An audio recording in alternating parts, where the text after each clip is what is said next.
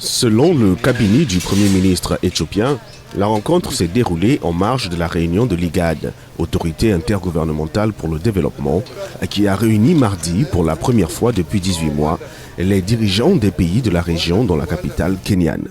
Ce fut une opportunité de faire l'inventaire des réponses aux divers défis que rencontre la région, a déclaré le général Burhan, sans autre détail. Vous savez que nous avons beaucoup de problèmes dans notre région en raison de plusieurs facteurs tels que le terrorisme, l'extrémisme, la criminalité transfrontalière, l'immigration illégale, le trafic d'êtres humains et la prolifération d'armes illégales, et toutes ces menaces ont un impact important sur les situations sociales et de sécurité. Fin juin, l'armée soudanaise, commandée par le général Burhan, a accusé l'armée éthiopienne d'avoir exécuté 7 de ses soldats et un civil capturés en territoire soudanais dans la zone frontalière contestée d'Al-Fashaga. Les autorités éthiopiennes ont démenti, accusant au contraire les forces soudanaises d'avoir pénétré en territoire éthiopien et provoqué un accrochage mortel dans les deux camps avec une milice locale.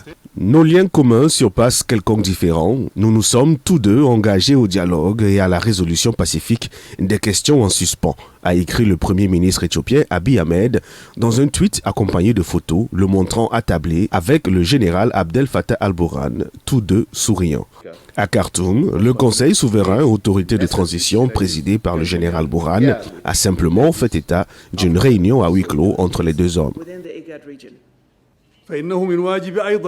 Il est de mon devoir en tant que président d'affirmer que nos discussions dans la réunion à huis clos d'aujourd'hui sont strictement liées aux principes de l'IGAD qui sont basés sur l'égalité de souveraineté entre tous les pays et la non-ingérence dans les affaires internes des États membres.